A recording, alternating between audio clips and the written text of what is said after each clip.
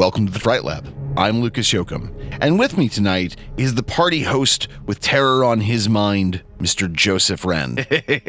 How excited are you to finally cover this movie, Joe? We talked about elevated horror as a concept. I wouldn't call this movie elevated, but it did come out at a strange time in the entertainment business where writers were on strike and we were getting past this found footage thing and people were taking some risks again in film and television. And I remember thinking this movie really wants to be smart like Inception, but something's not right. And I'm glad we're talking about it tonight because this is one of those times where we get to cross the streams of horror, thriller, science fiction, and it's not about the scary things happening, or it's not about the evil thing that's going to get you. It's how a group of people deal with an intensifying situation. Not scary, but the situation does get out of hand, and I'm anxious to hear what you really think of this movie, because I have some thoughts. And I think once you read up on how this movie was made and some of the ideas behind the filming of the individual scenes, it's an enjoyable flick. I really think it's a good one. All right. So with all that in mind, I want to start our chat tonight with a question. How do you describe the boundaries between horror movies, thrillers, and science fiction?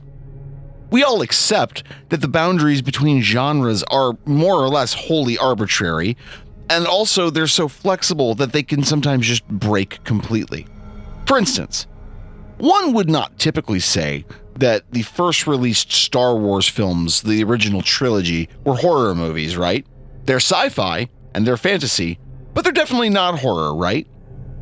But what about Alien? Ridley Scott's Alien. Totally a horror movie in a sci-fi setting. And you could definitely make the argument, I think, that the 2007 David Fincher directed Zodiac is way more of like a true crime thriller kind of thing, but it has some seriously deep horror influences. But some movies sort of do it all. And when they do, the results are often surreal and nightmarish, dealing with deeply weird subjects in deeply weird ways. You could talk about most of David Lynch's films in that regard. Inland Empire, Eraserhead, Blue Velvet, all cross a bunch of genre signifiers off a list. But how the hell do you even describe Lynch's whole deal? He wouldn't. Joe, are we just going to have to talk about Lynch at some point? I think we could do an entire 4-hour symposium on just what you think about Lynch because the gamut is vast. I think a lot of people think Lynch and it's either Eraserhead or Twin Peaks. There is so much more, so much less disturbing in his filmography. He's someone I would call an artist, and I think the term applies. I know you're a fan of Lynch. I know I'm a fan of some of his more surreal films, but there's some good stuff in there. Like, what was the name of the movie with the old man on the tractor? Oh, The Straight Story. The Straight Story. That's not scary. No, it is. I think it's just like a PG kind of family drama. Would you think that's a Lynch film? If I didn't know any better. Yeah, no, I don't think I don't think I would guess that it was a Lynch flick right off the top. But we will not be falling down the rabbit hole of David Lynch tonight, unfortunately. Instead, I'm finally going to have a chance to talk about a movie first suggested by my esteemed co-host, Joe. Are you excited? Joe, what's the name of the movie we're covering tonight? Tonight, we will be talking about 2013's Coherence, a release from James Ward Burkett. Now, James Ward Burkett may not be the first name that pops into your head when you're thinking movies at all, but rest assured, you've seen his work. He first cut his teeth as a conceptual artist on the first 3 Pirates of the Caribbean films. He would then go on to be a collaborator on a very oddball Gore Verbinski animated feature called Rango. But Coherence was his first feature film, and right out the gate, he shows a great skill for getting weird and just taking a story along just his own unique direction. Trying to talk about Coherence in any normal way is virtually impossible. It's an odd production with an odd approach using odd subjects to create a film universe. It is, in my opinion, near perfect fodder for this podcast. And to illustrate why, we need to lay out the questions we're asking for tonight's episode. First off, we're going to try to suss out the details of my initial point. Where's the line between science fiction, horror, and thrillers? We're also going to have to dig into the many little details of this film. There's mention of stuff like the Tunguska incident, a little-known Fortean event that's fascinating and underreported.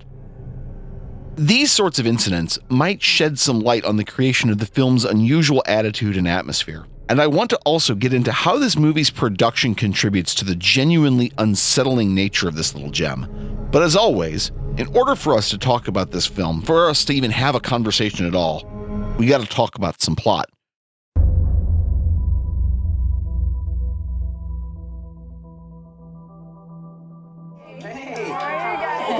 Amir's bringing Laurie to dinner. Amir's a total jackass. Everyone else still not have service? I got 0. On the news, they're talking about the Comet. Yeah. Wheeler's Comet. After it passed, people get lost, and they keep telling people that this can happen. The chicken tastes like right. tuna. It must be Miller's Comet. The whole neighborhood is out of power, except for a house about 2 blocks up. Mike, is that door locked? I'll check it. Baby, stay away from the door. I can't stand this. I'm gonna go see what's Not going on. without I'm sorry, the but I'm going. rest of See that? Oh my God. This is bad. This is really Wait, bad. what's the box? That was at the other house. Oh my God. Baby, what did you see? Hugh, what did you What did see? you see? We don't even belong here. Everybody knew about We this. thought He you told knew. us. He told us. Everybody knew about this except me. We have to just get through the night, okay? I'm crossing all kinds of boundaries. I don't want to be stuck here. What is going on?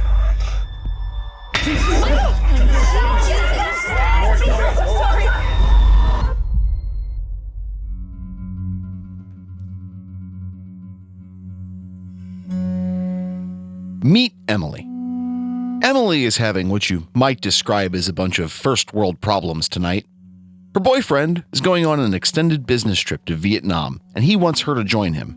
She's maybe unsure of what she wants to do about that. And what's more, she's attending a dinner party with her friends, and things maybe aren't great on that front either.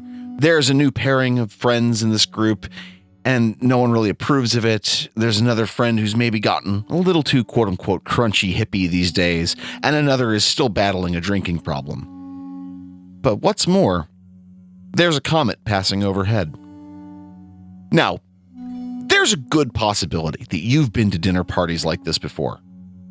They're not really that fun, right? Now, with that in mind, Emily is dealing with not only an annoying, unpleasant night, but things are getting weird. There's power surges and strange events unfolding all around the neighborhood. There's a house up the street that still has power. And the people in that house seem very, very familiar. Is the comet to blame? And as all of this continues to unfold, Emily and her friends are about to have a long, strange night. So, Coherence has an initial setup that I honestly didn't enjoy. But as the last few weeks have passed and I've, had more time to reflect on it, I found myself growing fond of this one. Joe, do you remember the day when I told you I was going to be watching this? We were in the middle of episode 1, 2, maybe 3 or 4.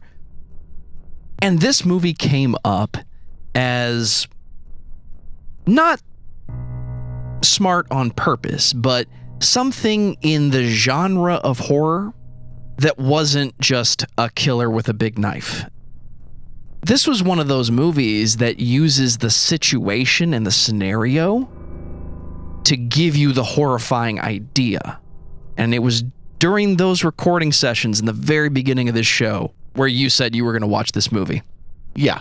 And, he was absolutely dead on correct. Joe was not wrong about this. This movie uses characters and situation as opposed to any overt violence or threats or whatever. And my initial impression of the characters in this movie was decidedly negative. I don't blame you. I initially described it to Joe in a text message as a cross between like an early 90s TV drama like 30-something and The Outer Limits. There are plot elements and concepts dropped in this movie that felt to me like an extended conversation between two stoners having a deep moment together, man.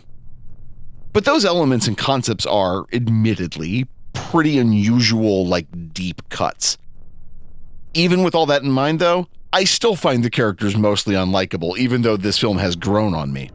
One thing that I told Joe that I have to reiterate here, one of the reasons I find this movie so incredibly watchable is that very fact. These are the worst people you've ever met. They are vapid and self-obsessed. You'd think that adults would be less petty and conniving, but no such luck. In this movie, the worst people you have ever met are having the worst and weirdest night of their lives. And you don't even have to clean up after them. You just get to watch. Now, you will have to forgive me for sounding equally petty there. But as I've said in virtually every episode, horror movies are a place to experiment with some dark stuff. And we need to ask a pretty important question. Is Coherence a horror movie? Or is it a thriller? Or is it sci-fi? I feel like this sort of genre analysis can be, well, not especially helpful. Our media landscape is absolutely saturated, and many of the genres that people cling to are very, very flimsy. The distinctions between genres might be sharper in some mainstream ventures, but I don't think that's true of indie media. Let me explain how I justify this. For example, of the top 10 highest grossing films in the year 2022, 5 were superhero movies. Those are, basically just action flicks. You have one sci-fi movie, one children's animated feature, one is the sequel to a video game movie franchise, one is a biographical study, and one is what you might think of as a basic action film.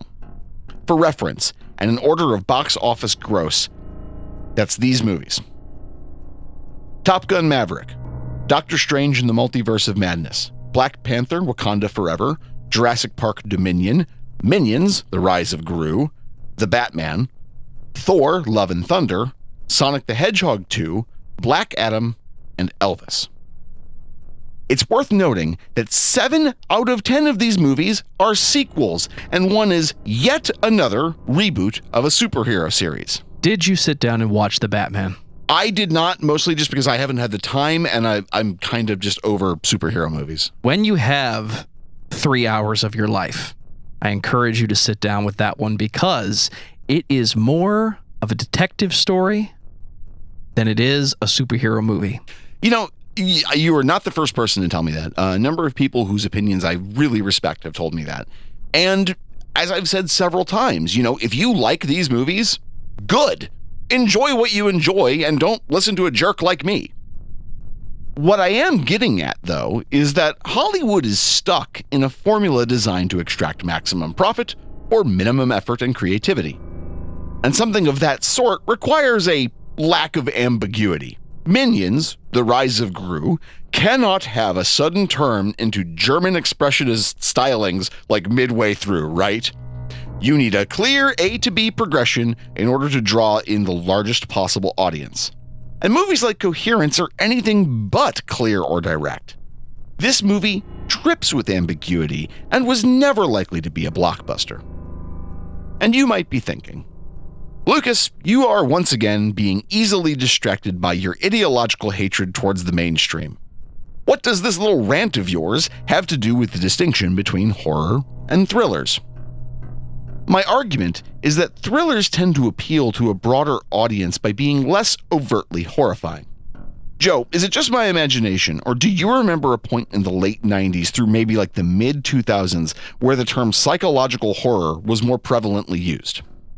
I remember that coming up, trying to replace the word thriller. The word thriller was really an 80s or 90s concept, and I know you asked the question earlier, and I'm going to answer it now. The difference between the two, a horror movie historically involved some degree of blood and guts and or the supernatural, whereas a thriller was a psychological situation.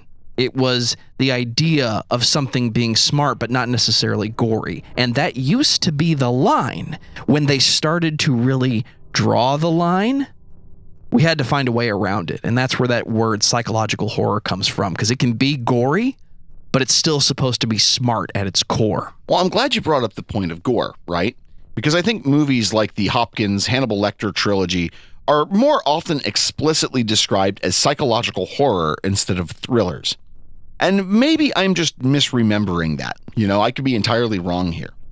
Rather like our conversation about elevated horror, I sometimes wonder if thrillers are just another way of describing horror movies in a way that's maybe more palatable than putting that icky H word label on a movie. But if that's not true, then what is a thriller? Is it something more mild than horror? Like, is it on a scale maybe?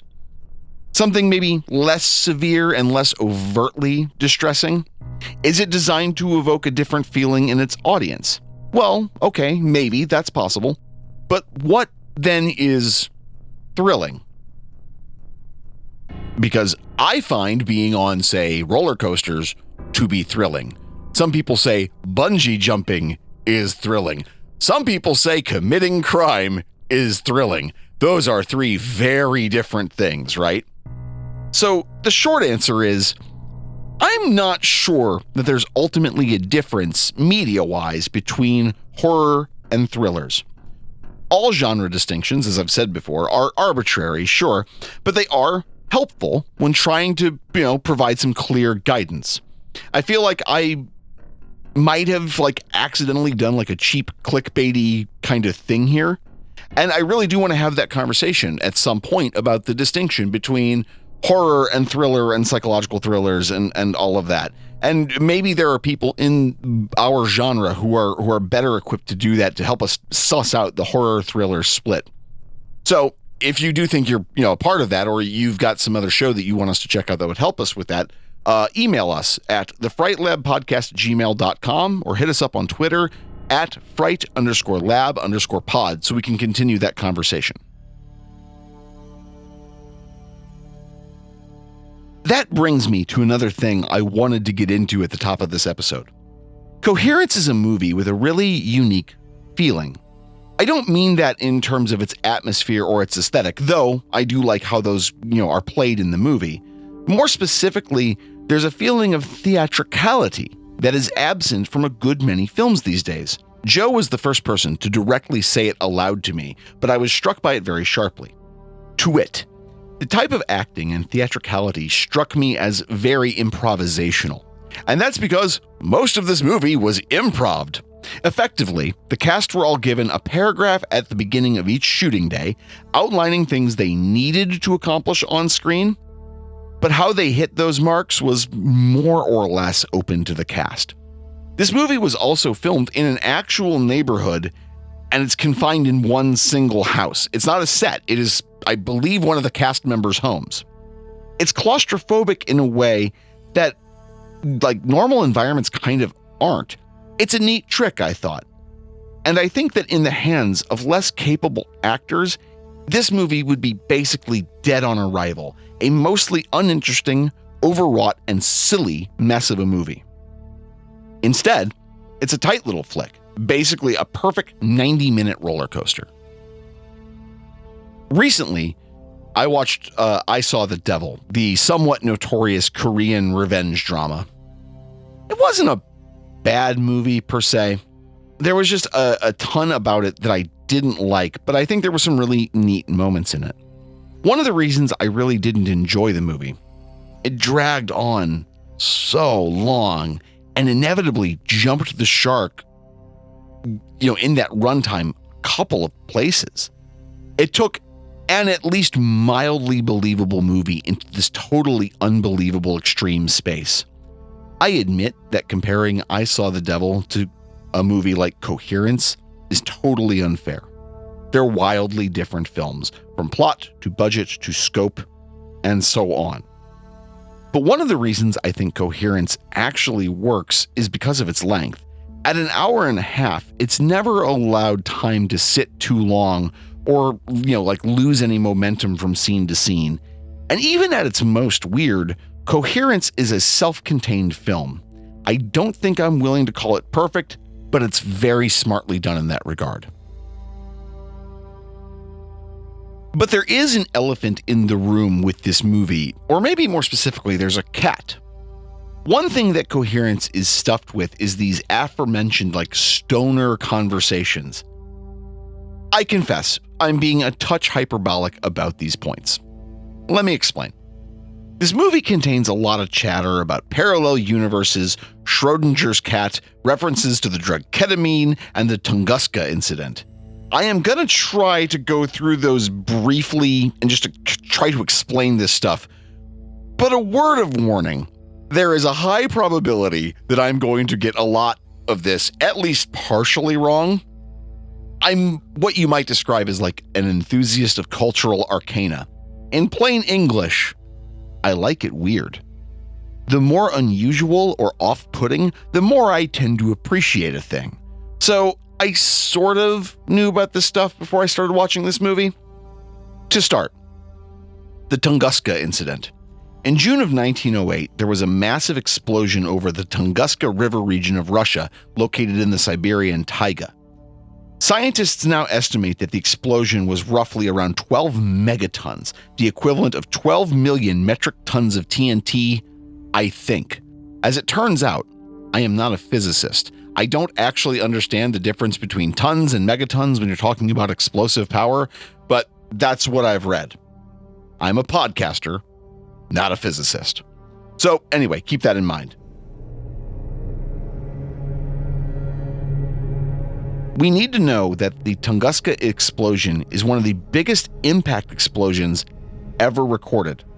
That doesn't include the impact that killed off the dinosaurs, by the way, but nonetheless, it's interesting.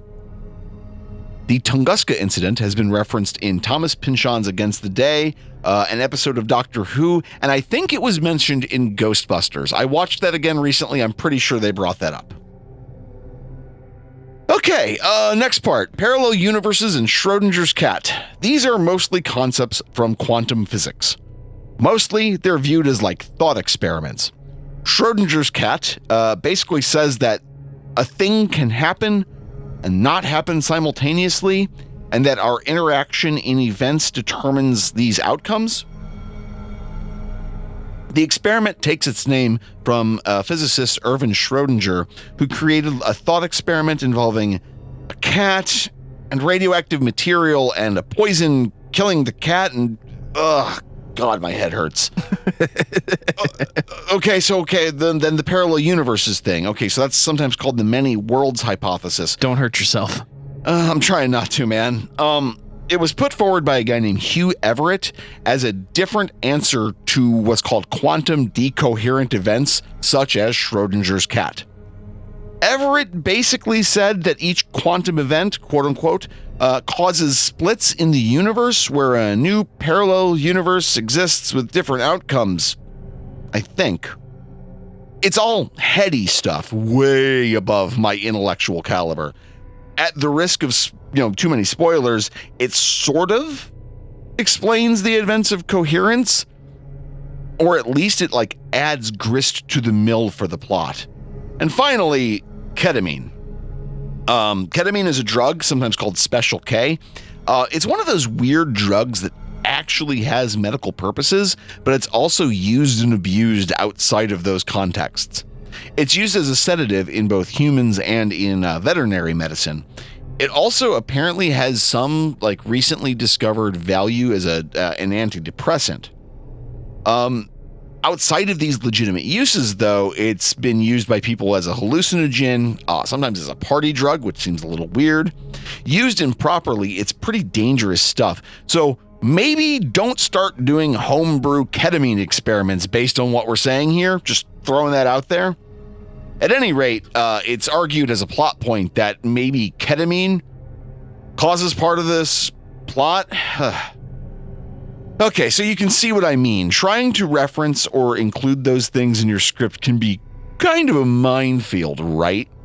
In less competent hands, I worry that bringing those subjects up would be just a mess. Adding a layer of very silly obscurity into a movie that does not need to be laughed at for the premise to work. Oh God, I got through that part in one piece. Holy shit. So, Joe brought up this interesting question about how do we even talk about the plot and how do we do it? I mean, my intro at the beginning of the episode is, I still think, correct, but there's kind of this thing about event-wise in this film that there are clear breaks, not in the way that a film typically has like a first, second, and third act, and there are always these points that in hindsight you can see, oh, this ends the first act, this ends the second act, etc. There are these points in the film where it takes kind of a left turn, and you don't get to really see what that left turn means until like the final 10 or 15 minutes of the movie. And I have to say, those final 10 or 15 minutes are not just beautifully acted, like they're really well done. For a cast of not having a normal script and not having a normal kind of direction, the final 15 minutes of this film are just fantastic. They're so well done and they're so well acted. And any mild loathing you have for the characters is utterly redeemed in the third act, especially in those last few minutes of the film. And more importantly, like, not only is it impressive that it was kind of, acted on the fly, there's a strong improv element. You have to remember that one of the big characters on screen is also one of the most important members of the actual production itself. That stood out to me at the very beginning. I remember watching this film for the first time, and something seemed odd. I know this was at a time when the shaky cam was the way of filmmaking. It still is sometimes. It needs to die, by the way. But watching the cast work together, here are things I know now that I didn't know when I watched it. None of the cast members knew each other. This was done intentionally to make them appear uncomfortable on screen. They all had bullet points. And Alex Manoogian, who plays Amir, is one of the writers of this film. There are a few scenes where it seems like the cast is being guided to the next step in the story, and that seems to be why he was there, to make sure the story stayed in the right direction. I don't know how many outtakes or how many different takes there are of the scenes in this movie, but the final product cut together covers you in tension. You don't feel comfortable watching this movie. I can only describe it as, remember how you felt the first time you watched Memento? Oh, yeah, okay. The first thing you did was go back and rewatch Memento. Because once it was all explained, you got to experience what was really going on. And that happens while you're watching Coherence. Pieces of the rules are given to you along the way, and even though they don't make sense, at the end of the day, it's how this group of, can you even call them friends? They strike me as a group of friends who have all grown up to become different people and are forcing themselves to get together on the weekends once in a while. I think you hit the nail on the head there. Like, I was joking in the beginning of the episode about these being the worst people you've ever met, and they're now having the worst night of their life together, and you're not responsible for it. I still stand by that mostly. But one of the things that it does remind me of is, we've all been in that place where You just want whatever's happening to be done. It's not a bad thing. You're not getting like open heart surgery being done on you. And it's not a terribly tense, awful situation. It's just uncomfortable and you kind of don't like the people in the room with you, but you, for whatever reason, have to do it. Think of the worst Christmas you ever had. It's kind of like that, only there's talk about ketamine. Think about the worst high school reunion you ever had. Oh, man. Even Christmas is family, and you can kind of let that go. But people that you haven't hung out with for a reason, and you have to be in the same room with them and talk about life as if life is perfectly fine, that sucks. I date myself incessantly on this show. I'm constantly joking about me being old because I am. But I think there's a layer of this that is me not wanting to talk too much about myself. So I'm not going to say how many high school reunions for my graduating class have passed, but suffice it to say that when I learned that one was happening, I went, no, it wasn't that long ago. Oh yeah, it was. Oh yeah, it was. That is a harrowing thing to start thinking about. But I digress. The point I'm making is that there were a lot of people that, you know, throughout the course of your life, a lot of people I knew throughout the course of my life that, don't get me wrong, I don't wish any ill on them, and I hope they're doing well wherever they're at. But if I never talk to them ever again, or if I never see them ever again, they weren't close to me. They weren't family members. They weren't friends. They weren't people who had a real impact on me. So what's happening to them now is kind of mostly not my concern. It's not life or death if I don't find out. And that I think is really hard. And Joe's observation that these characters, they maybe have all known each other a little too long, seems to be the case. You know, I don't like to talk too much about the production of the Fright Lab, inside the confines of an episode. It's not like it's trade secrets. It's just, that's off mic, that's not in the episode, doesn't need to be there. But sometimes a look behind the curtain is fun, and I don't want to rely on that as a device too often. This isn't a magic show. But this is one of those spots where I sort of have to do that for a few minutes. There's a struggle talking about movies, especially when limited to essentially one genre in the way that I like to get into them, Not every movie made is like especially deep, and I don't think that they all should be. And there are a handful of movies I've seen in the last few years where I could just say, this movie sucks, and here's why, for around 30-ish minutes. I mentioned earlier that I saw the film I Saw the Devil, and I just didn't enjoy it. I don't think I need to like every movie I discuss for this show, but I realized it wouldn't have been a very interesting episode. Like, I was taking the notes, I was thinking about how the script was going to go, and I just scrapped it about, 35, 40 minutes in. But a movie like Coherence gives me a space to comfortably indulge in my love of that cultural arcana kind of stuff. A place where it's relevant and fun to get into. I just don't get that very often. And I know that I kind of blew through the section talking about Schrodinger's cat and the Tunguska incident. I don't know if I pronounced that correctly, and I'm tired of trying to pronounce it right now. I know I blew through that section mostly because getting into that stuff could really gum up an otherwise mostly solid discussion. And I didn't even get into the Comet subplot. There's a discussion a little bit about Comet mania, how it hits, every time a major comet passes by, like Halley's Comet, or for those of you who remember the whole Heaven's Gate thing, Hale Bop. So I'm going to include some links in the show notes about Comet mania. Those subjects are on their own really deep rabbit holes, and like a 5-minute Google search can be eye-opening and fun. So, pursue those links on your own time. To me, Coherence feels like a lightning strike caught in a bottle. There's a lot of meat on the proverbial bones of this film, and I wouldn't have considered it had Joe not brought it up on my radar. So thank you for that. You're welcome. Recently, I've talked a lot about the value of less mainstream films and how you have to go to places like Tubi, I think I've mentioned before, to find it. Coherence is a classic example of this like under the radar indie gem, sadly missing in today's film discourse. Horror, or I guess thrillers for that matter, seem once again relegated to a specialist's interest. Even though horror had its moment with the elevated horror thing, I think it's probably about time that it's going to end up just being a specialist thing. Sure, we have Shudder and other streaming services to help us along that path. Movies like Barbarian get some mainstream notice, but not in the way that like an MCU film does. And just because I watched Barbarian on HBO's streaming app and, not Disney Plus, doesn't mean that it's like a smash success, but it was really good and might get more notice given the platform it's on.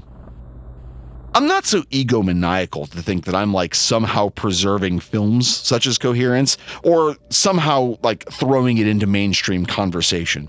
I think I've also said that I'm not really interested in being a tastemaker. But there's so little mainstream discussion about movies like this or The House of the Devil that it can be daunting. So, my clearly well-educated, humble fans, what do you think? We would like to know what other movies are even remotely similar to Coherence, or if they're just some other films you'd like us to be looking into. Or, if you're a historian or can better explain to me the Tunguska incident, or just know more about physics and can explain physics stuff to me like I'm a toddler, you need to contact me. Help. Please, God, help me. And if you're a fan of this movie, what do you make of the weirder points in this film? As always, we can be reached at thefrightlabpodcast@gmail.com. You can follow us on Twitter at fright_lab_pod, provided that, well, you know what? I've made that joke a million times. You already know. We're also on Letterboxd, Fright Lab Pod. Worth checking out. We're going to be, we're always just kind of posting stuff we're watching. It's cool to check out. The Fright Lab is my fault. Rather, it's written and researched by me, Lucas Yoakum, and is co-hosted, produced, and just kind of beaten into shape by one Mr. Joseph Wren. Joe, would you let our audience know where else people can follow your work? We struggle to talk about movies sometimes on this show when talking about the plot really does spoil it. I want everybody to go watch this movie and enjoy it, and then come back and listen to the last 5 minutes of this episode that will happen after this outro occurs. Lucas, I need everyone who loves heavy music, who listens to all things heavy metal, doom and gloom, black metal, whatever your taste may be, you need to listen to all the podcasts at discussmetal.com. We talk about heavy metal topics. We talk about heavy metal bands. We talk about all things music. And if you're a fan of music and you create scary sounds on the internet, we want to hear from you. The Fright Lab Podcast at gmail.com. If you'll let us, we'll play your scary sounds, because scary sounds is what we are looking for. You hear them throughout the show. I also want you to take your phone out, and whatever platform you listen to this show on, give us a thumbs up, give us a 5-star review, tell everyone how much you love the Fright Lab, because we love the Fright Lab. We like making the Fright Lab, and we want to know how much you enjoy listening to the Fright Lab. If you've been here from the beginning, or if you just jumped on the train, we love you just the same. Lucas, tell everyone how much we love independent musicians.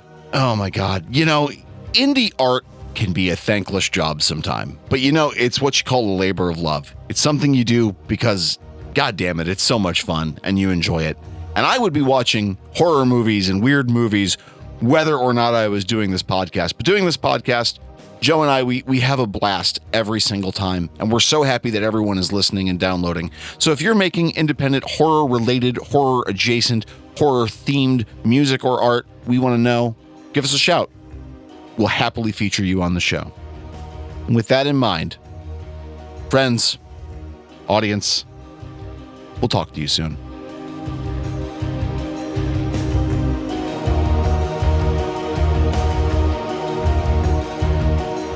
I've seen this movie before. What is it called again? Oh yeah, The Grudge.